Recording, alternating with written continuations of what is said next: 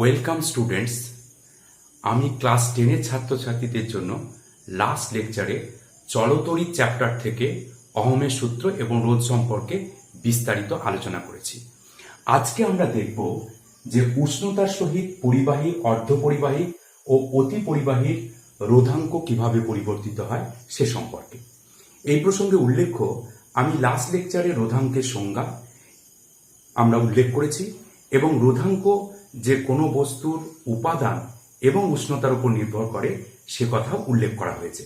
কিন্তু আজকে আমরা লেখচিত্রের সাহায্যে দেখব এই তিনটি ক্ষেত্রে রোধাঙ্ক উষ্ণতার সহিত কিভাবে পরিবর্তিত হয়। এবার তোমরা প্রথম ক্ষেত্রে দেখো যে এখানে এক্স অক্ষ বরাবর তাপমাত্রা এবং পরম তাপমাত্রা এবং ওয়াই অক্ষ বরাবর রোধাঙ্ক নির্দেশ করা হয়েছে এবং বিশুদ্ধ পরিবাহী অর্থাৎ যে সমস্ত ক্ষেত্রে তাপমাত্রা বৃদ্ধিতে রোধাঙ্ক বৃদ্ধি পায় তাদের লেখচিত্রটা হচ্ছে এগুলো, এবং সেগুলো হচ্ছে বিশুদ্ধ ধাতব পরিবাহী বেশিরভাগ ক্ষেত্রে। এবার যদি টি ডিগ্রি সেন্টিগ্রেড উষ্ণতায় এই পরিবাহী রোধাঙ্ক রোটি হয় এবং 0 ডিগ্রি সেন্টিগ্রেড উষ্ণতায় রোধাঙ্ক রো জিরো হয়, তাহলে rho T equal to rho zero into 1 plus alpha T, যেখানে আলফাটা হচ্ছে রোধের উষ্ণতা গুণাঙ্ক এবং টি তাপমাত্রা বৃদ্ধি। এবার যেহেতু কোনো পরিবাহী রোধ রোধাঙ্কের সমানুপাতিক, সুতরাং স্বাভাবিকভাবেই তাপমাত্রার পরিবর্তনে ওই পরিবাহীর রোধও পরিবর্তিত হবে এবং টি ডিগ্রি সেন্টিগ্রেড উষ্ণতায় কোনো পরিবাহী রোধ যদি আরটি হয় তাহলে RT equal to R zero into 1 plus alpha T, এই সম্পর্ক মান্য হয়। এবার দ্বিতীয় ক্ষেত্রে দেখো, সেটা হচ্ছে অর্ধ পরিবাহীর ক্ষেত্রে তাপমাত্রার সহিত রোধাঙ্কের পরিবর্তনের লেখচিত্র দেখানো হয়েছে এবং যেমন বিশুদ্ধ অর্ধ পরিবাহী হচ্ছে জার্মেনিয়াম, সিলিকন ইত্যাদি ক্ষেত্রে তাপমাত্রা বৃদ্ধির সাথে সাথে রোধাঙ্ক কিন্তু দ্রুত হারে হ্রাস পায় এবং এই অনুযায়ী কিন্তু পরিবর্তন দেখা যায়। এবার তৃতীয় ক্ষেত্রে খুবই গুরুত্বপূর্ণ, সেটা হচ্ছে এমন কিছু পদার্থ আছে যে সমস্ত পদার্থের উষ্ণতা হ্রাস করতে থাকলে রোধাঙ্ক ক্রমশ হ্রাস পেতে থাকে এবং একটা নির্দিষ্ট তাপমাত্রায় রোধাঙ্ক প্রায় শূন্য হয়ে যায় এবং তার নিচে একদম রোধাঙ্ক শূন্য হয়ে যায়। সেই সমস্ত পদার্থকে বলা হচ্ছে অতি পরিবাহী। যেমন এই লেখচিত্রে পারদের লেখচিত্র এখানে অঙ্কন করা হয়েছে এবং এই তাপমাত্রার এই অঞ্চলে পারদটা কিন্তু একটা সাধারণ পরিবাহী ন্যায় আচরণ করে। এবার যখন এই একটা বিশেষ তাপমাত্রায় অর্থাৎ 4.2 কেলভিন পারদের ক্ষেত্রে তাপমাত্রায় কিন্তু রোধাঙ্ক হঠাৎ করে শূন্য হয়ে যায় এবং এই বিশেষ তাপমাত্রাকে বলা হচ্ছে সংকট তাপমাত্রা বা সংকট উষ্ণতা, এবং তারপরে এই নিম্নতর তাপমাত্রায় কিন্তু পারদ অতি পরিবাহী ন্যায় আচরণ করে, অর্থাৎ বিপুল পরিমাণ তড়িৎ প্রবাহিত হয় এই নিম্নতর তাপমাত্রায়। আবার সীসার ক্ষেত্রে 7 কেলভিন তাপমাত্রায় হচ্ছে সংকট উষ্ণতা এবং 7 কেলভিন এবং তার কম তাপমাত্রায় কিন্তু সেটা অতি পরিবাহী ন্যায় আচরণ করে। সুতরাং এটা হচ্ছে এই তিনটি ক্ষেত্রে উষ্ণতার সহিত রোধাঙ্কের পরিবর্তনের সামগ্রিক আলোচনা।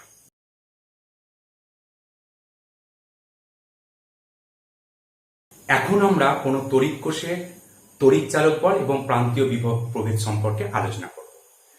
এখানে তোমরা দেখো, এখানে তড়িৎ কোষের একদম প্রকৃত গঠন চিত্র অঙ্কন করা আছে এবং তোমরা এই তড়িৎ কোষ সম্পর্কে ইতিমধ্যেই পরিচিত। এখানে সরল ভোল্টীয় তড়িৎ কোষ, যেটা প্রাথমিক তড়িৎ কোষ, আর সেটা চিত্র অঙ্কন করা আছে এবং যে কোনো তড়িৎ কোষের ক্ষেত্রে দুটো তড়িৎদ্বার থাকে এবং তার মধ্যে তড়িৎ বিশ্লেষ্য পদার্থ থাকে। এই তড়িৎদ্বারের মধ্যে একটা হচ্ছে ধনাত্মক তড়িৎদ্বার, একটা হচ্ছে ঋণাত্মক তড়িৎদ্বার এবং আমরা তড়িৎ কোষের বাইরে থেকে যেটা দেখতে পাই সেটা হচ্ছে দুটো টার্মিনাল, অর্থাৎ দুটো মেরু, একটা হচ্ছে ধনাত্মক মেরু আর একটা হচ্ছে ঋণাত্মক মেরু। এবার আমরা এই তড়িৎ কোষের তড়িৎ চালক বল এবং প্রান্তীয় বিভব প্রভেদ আর বিভব প্রভেদের সাপেক্ষে কি সেটা আমরা দেখব। এবার মুক্ত বর্তনীতে তড়িৎ কোষের দুই মেরুর মধ্যে যে বিভব প্রভেদ কাজ করে সেটাই হচ্ছে ওই তড়িৎ কোষের তড়িৎ চালক বল। এখন প্রশ্ন হচ্ছে যে মুক্ত বর্তনী, তড়িৎ কোষের মুক্ত বর্তনী মানে কি? আসলে যে অবস্থায় তড়িৎ কোষ থেকে কোনো তড়িৎ প্রবাহ নির্গত হবে না, অর্থাৎ no current is drawn from the cell, সেইটা হচ্ছে তড়িৎ কোষের মুক্ত বর্তনী। এখানে যেমন কোনো নেই, কোনো কানেকশন নেই, কোনো সংযোগ নেই, তাহলে এই অবস্থায় এই দুটো মেরুর মধ্যে যদি আমরা বিভব প্রভেদ পরিমাপ করি তাহলে যেটা পাওয়া যাবে সেটা হচ্ছে তড়িৎ কোষের তড়িৎচালক বল।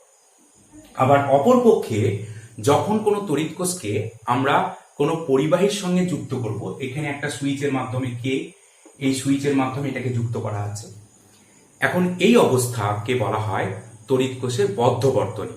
অর্থাৎ যখন তড়িৎ কোষ থেকে তড়িৎ প্রবাহ নির্গত হবে, অর্থাৎ current is drawn from the cell, এই অবস্থা হচ্ছে তড়িৎ কোষের বদ্ধ বর্তনী। এবং তড়িৎ কোষের বদ্ধ বর্তনীতে দুটি মেরুর মধ্যে যদি আমরা বিভব প্রভেদ পরিমাপ করি তাহলে যেটা পাওয়া যায় সেটা হচ্ছে প্রান্তীয় বিভব প্রভেদ। এবারে আমরা দেখতে চাই যে তড়িৎ চালক বল আসলে কি কাজ করে। তোমরা সকলে জানো কোনো পরিবাহীর মধ্য দিয়ে তড়িৎ প্রবাহ যদি চালনা করতে হয় তাহলে কিন্তু আমাদের তড়িৎ কোষের সঙ্গে সংযুক্ত করতে হয়। তার মানে তড়িৎ কোষের তড়িৎ চালক বল কি করে? তাহলে তড়িৎ কোষের তড়িৎ চালক বল শক্তি সরবরাহ করে, যে শক্তির প্রভাবে পরিবাহীর মধ্যে থাকা আধানযুক্ত কণা একটা নির্দিষ্ট দিকে প্রবাহিত হয়। সুতরাং তড়িৎ চালক বল এক ধরনের শক্তি বা কৃতকার্য। এবার তোমরা লক্ষ্য করো যে এই যখন কোনো একটা তড়িৎ কোষ বদ্ধ বর্তনীতে থাকে তখন তার দুটো অংশ, একটা হচ্ছে আউটসাইড দ্য সেল অর্থাৎ তড়িৎ কোষের বাইরে যেটা হচ্ছে পরিবাহী তার, আর একটা হচ্ছে ইনসাইড দ্য সেল অর্থাৎ তড়িৎ কোষের অভ্যন্তরে। এবার তাহলে এই কৃতকার্যের সাপেক্ষে তড়িৎ চালক বলটা কি? এটা বলা হচ্ছে যে একটি একক ধনাত্মক আধানকে তড়িৎ কোষের ধনাত্মক মেরু থেকে আবার সেই ধনাত্মক মেরুতে নিয়ে আসতে, অর্থাৎ একটা পূর্ণ আবর্তনে যে পরিমাণ কাজ করা হয় সেটাই হচ্ছে ওই তড়িৎ কোষের তড়িৎচালক বল, অর্থাৎ to complete A round trip. এইটা খুব গুরুত্বপূর্ণ বিষয়। অর্থাৎ আমার একটা একক ধনাত্মক আধানকে ধনাত্মক মেরু থেকে নিয়ে গেলাম, আবার সেই ধনাত্মক মেরুতে ফিরে আনলাম, এই যে একটা পূর্ণ আবর্তন হলো, এতে যে পরিমাণ কাজ করা হলো সেটাই হচ্ছে ওই তড়িৎ কোষের তড়িৎচালক বল। এটা খেয়াল রাখবে। সুতরাং ম্যাথমেটিক্যালি যদি আমরা বলতে চাই যে তড়িৎ কোষের তড়িৎচালক বল, সেটা তড়িৎচালক বল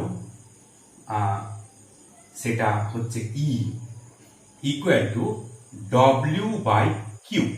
এই কিউটা কি? কিউ হচ্ছে একটা পরীক্ষক আধান। আমরা কিউ আধানকে একটা ধনাত্মক মেরু থেকে আবার সেই ধনাত্মক মেরুতে নিয়ে আসতে প্রয়োজনীয় কৃতকার্য হচ্ছে ডব্লিউ। তাহলে তড়িৎচালক বল E equal to W by Q. এবার এই কৃতকার্য তোমরা লক্ষ্য করো, এটা এক নম্বর হচ্ছে আউটসাইড দ্য সেল। ওই আধানকে আমরা দুটো ভাগে ভাগ করতে পারি, যে আমার বাইরে আনতে একটা কাজ আর তড়িৎ কোষের অভ্যন্তরে নিয়ে যেতে আরো একটা কাজ। সুতরাং এই বাইরে আনতে যে কাজটা করতে হচ্ছে সেটা হচ্ছে প্রান্তীয় বিভব প্রভেদ, মানে প্রান্তীয় বিভব প্রভেদ। এটা কি? প্রান্তীয় বিভব প্রভেদ হচ্ছে capital V equal to W one by Q. মানে একক ধনাত্মক আধানকে এই ধনাত্মক মেরু থেকে ঋণাত্মক মেরুতে নিয়ে যেতে যে পরিমাণ কাজ করতে হয়, অর্থাৎ তড়িৎ কোষের বাইরের অংশটা নিয়ে যাওয়ার জন্য যে পরিমাণ কাজ করতে হবে সেটাই কিন্তু তার প্রান্তীয় বিভব প্রভেদ একক ধনাত্মক আধানকে। এখানে আমি ধরে নিলাম যে কিউ একটা পরীক্ষক আধানকে এই ধনাত্মক মেরু থেকে ঋণাত্মক মেরুতে নিয়ে এলাম, তাতে করে ডব্লিউ1 কাজ করতে হলো, তাহলে প্রান্তীয় বিভব প্রভেদ দাঁড়ালো V equal to W one by Q. Okay, এবার আরো একটা অংশ আছে যে ওই আধানকে যদি আমি এই তড়িৎ কোষের অভ্যন্তরে ঋণাত্মক মেরু থেকে ধনাত্মক মেরুতে নিয়ে যেতে হয়, তাহলে কিসটা কাজ করতে হবে? এই কাজটা হচ্ছে বিভব পতন, পোটেনশিয়াল ড্রপ। এবং এই বিভব পতন তাহলে আমি কি বলতে পারি? Small V equal to W two by Q. অর্থাৎ কিউ পরীক্ষক আধানকে এই তড়িৎ কোষের অভ্যন্তরে ঋণাত্মক মেরু থেকে ধনাত্মক মেরুতে নিয়ে যেতে প্রয়োজনীয় কৃতকার্য ডব্লিউ2। তো এটা হচ্ছে বিভব পতন, এবং এইটাকে বলা হয় লস্ট ভোল্ট বা নষ্ট ভোল্ট। এটাকে আমরা লস্ট ভোল্ট বা নষ্ট ভোল্টও বলি। এবার কথা হচ্ছে এইদের মধ্যে কি সম্পর্ক, অর্থাৎ তড়িৎচালক বলের সঙ্গে প্রান্তীয় বিভব প্রভেদের সম্পর্কটা কি। এবার আমরা শক্তি সংরক্ষণ সূত্র মানে শক্তি সৃষ্টি করা যায় না বা ধ্বংস করা যায় না, শক্তি শুধুমাত্র একটা রূপ থেকে অন্য একটা রূপে রূপান্তরিত হয়। সুতরাং এখানে আমার কিউ একটা আধানকে প্রথমত ধনাত্মক মেরু থেকে আবার ধনাত্মক মেরুতে আনা হয়েছে এবং এই পূর্ণ আবর্তনের জন্য কৃতকার্য কি ডব্লিউ। তাহলে ডব্লিউ এবং ডব্লিউটা কি কি ভাগে বিভক্ত, একটা হচ্ছে তড়িৎ কোষের বাইরে নিয়ে যেতে প্রয়োজনীয় কৃতকার্য, সেটা হচ্ছে ডব্লিউ1, আর একটা হচ্ছে তড়িৎ কোষের অভ্যন্তরে নিয়ে যেতে প্রয়োজনীয় কৃতকার্য, সেটা হচ্ছে ডব্লিউ2। সুতরাং শক্তি সংরক্ষণ সূত্র অনুযায়ী আমরা লিখতে পারি W is equal to W one plus W two. এবার যদি আমরা কিউ দিয়ে ভাগ করে দেই W by Q equal to W one by Q উভয় পক্ষে, তাহলে আমরা যেটা পেলাম সেটা ডব্লিউ বাই কিউ কি, সেটা হচ্ছে ইএমএফ বা তড়িৎ কোষের তড়িৎচালক বল, আর এটা হচ্ছে প্রান্তীয় বিভব প্রভেদ, এটা হচ্ছে স্মল ভি, অর্থাৎ নষ্ট ভোল্ট বা বিভব পতন তড়িৎ কোষের অভ্যন্তরে। সুতরাং প্রান্তীয় বিভব প্রভেদ হচ্ছে ই মাইনাস ভি, অর্থাৎ যখন কোনো তড়িৎ কোষ থেকে তড়িৎ প্রবাহ নির্গত হবে, অর্থাৎ current is drawn from the cell, সেই সময়ে অর্থাৎ তড়িৎ কোষ যখন ডিসচার্জিং অবস্থায়, সেই অবস্থায় প্রান্তীয় বিভব প্রভেদ কিন্তু তড়িৎ কোষের তড়িৎচালক বলের বল অপেক্ষা কম হয়, সেটা এই সম্পর্ক থেকে আমাদের পরিষ্কার। এবার আমরা আরো একটা বিষয় দেখতে চাই, সেটা হচ্ছে আভ্যন্তরীণ রোধ। তড়িৎ কোষের আরো একটা খুব গুরুত্বপূর্ণ বিষয় আছে, সেটা হচ্ছে আভ্যন্তরীণ রোধ। এই আভ্যন্তরীণ রোধ ব্যাপারটা কি? আভ্যন্তরীণ রোধ হচ্ছে যে তোমরা লক্ষ্য করো এখানে একটা বাহ্যিক রোধ আমরা বাইরে থেকে যুক্ত করেছি। রোধ মানে হচ্ছে obstruction to the flow of the charge, অর্থাৎ তড়িৎ প্রবাহে বাধা। এবার এই তড়িৎ কোষের অভ্যন্তরে তড়িৎ বিশ্লেষ্য পদার্থ তড়িৎ প্রবাহে একটা বাধা প্রদান করে, সেই বাধাটাকে বলা হচ্ছে আভ্যন্তরীণ রোধ। সুতরাং এই আভ্যন্তরীণ রোধকে আমরা স্মল আর দিয়ে প্রকাশ করি। এবং এই তার মানে কি, এই বিভব পতনটা তাহলে কি হয়েছে? বিভব পতনটা হয়েছে এই আভ্যন্তরীণ রোধের মধ্য দিয়ে তড়িৎ প্রবাহের জন্যই কিন্তু বিভবের পতন হয়েছে। সুতরাং আমরা ভি ইকুয়াল টু লিখতে পারি, আই যদি তড়িৎ প্রবাহ মাত্রা হয় তাহলে আই ইন্টু আর, অর্থাৎ এটা ওহমের সূত্র অনুযায়ী V is equal to I R, এবং এটা হচ্ছে নষ্ট ভোল্টের মানে রাশিমালা। এবার এই আভ্যন্তরীণ রোধ এবং একটা তড়িৎ কোষ আমরা কিভাবে প্রকাশ করব, আমাদের কিভাবে সিম্বলাইজ করা হয়, সেটা হচ্ছে এইরকম। এটা হচ্ছে ই হচ্ছে তড়িৎচালক বল এবং এটা আভ্যন্তরীণ রোধ, এইটা হচ্ছে কোন তড়িৎ কোষকে প্রকাশ করার চিহ্ন। এইভাবে আমরা কোন তড়িৎ কোষকে প্রকাশ করি। এবার প্রশ্ন হচ্ছে যে কোন তড়িৎ কোষের আভ্যন্তরীণ রোধ কোন কোন বিষয়ের উপর কিভাবে নির্ভর করে। তড়িৎ কোষের আভ্যন্তরীণ রোধ কতগুলো বিষয়ের উপর নির্ভর করে। এক নম্বর হচ্ছে এই যে তড়িৎদ্বার রয়েছে, এই তড়িৎদ্বারের পৃষ্ঠতলের ক্ষেত্রফলের উপর। তড়িৎদ্বারের পৃষ্ঠতলের ক্ষেত্রফল যত বেশি হবে আভ্যন্তরীণ রোধ তত কম হবে, অর্থাৎ ব্যস্তানুপাতিক, নাম্বার ওয়ান। নাম্বার টু হচ্ছে এই তড়িৎদ্বারের মধ্যবর্তী দূরত্ব। তড়িৎদ্বারের মধ্যবর্তী দূরত্ব যত বৃদ্ধি পাবে তত আভ্যন্তরীণ রোধ বৃদ্ধি পাবে, অর্থাৎ এটা হচ্ছে সমানুপাতিক। নাম্বার থ্রি, সেটা হচ্ছে তড়িৎ বিশ্লেষ্য পদার্থের প্রকৃতি এবং গাঢ়ত্ব। তড়িৎ বিশ্লেষ্য পদার্থর পরিবাহিতা যত বেশি হবে তার আভ্যন্তরীণ রোধ তত কম হবে, এবং কনসেন্ট্রেশন বা গাঢ়ত্ব যত বেশি হবে আভ্যন্তরীণ রোধ তত বৃদ্ধি পাবে। আর একটা বিষয় হচ্ছে তাপমাত্রা। এই তড়িৎ বিশ্লেষ্য পদার্থের যে তাপমাত্রা, এই তাপমাত্রা যত বৃদ্ধি পাবে আভ্যন্তরীণ রোধ তত হ্রাস পাবে। এই হচ্ছে আভ্যন্তরীণ রোধের উপর কত কি কি বিষয়, মানে কোন কোন বিষয়ের উপর কিভাবে নির্ভর করে সে সম্পর্কে আলোচনা। এরপর আরো একটা কথা আমরা জানতে চাই, সেটা হচ্ছে এই তিনটির মধ্যে সম্পর্ক কি। ই ভি এবং ভি আমরা সম্পর্ক প্রতিষ্ঠা করলাম, কিন্তু এই আভ্যন্তরীণ রোধের একটা রাশিমালা, আভ্যন্তরীণ রোধের আকারে আমরা কিভাবে প্রকাশ করতে পারি। এবার তোমরা লক্ষ্য করো যে এইখানে হচ্ছে একটা তড়িৎ কোষ এবং এইখানে একটি বাহ্যিক রোধ ক্যাপিটাল আর যুক্ত করে দেওয়া হলো, এবং এটা একটা সুইচ, এই সুইচ অন করে দেওয়া হলো। তাহলে এই তড়িৎ বর্তনী, এটা একটা তড়িৎ বর্তনী হলো। এই তড়িৎ বর্তনীর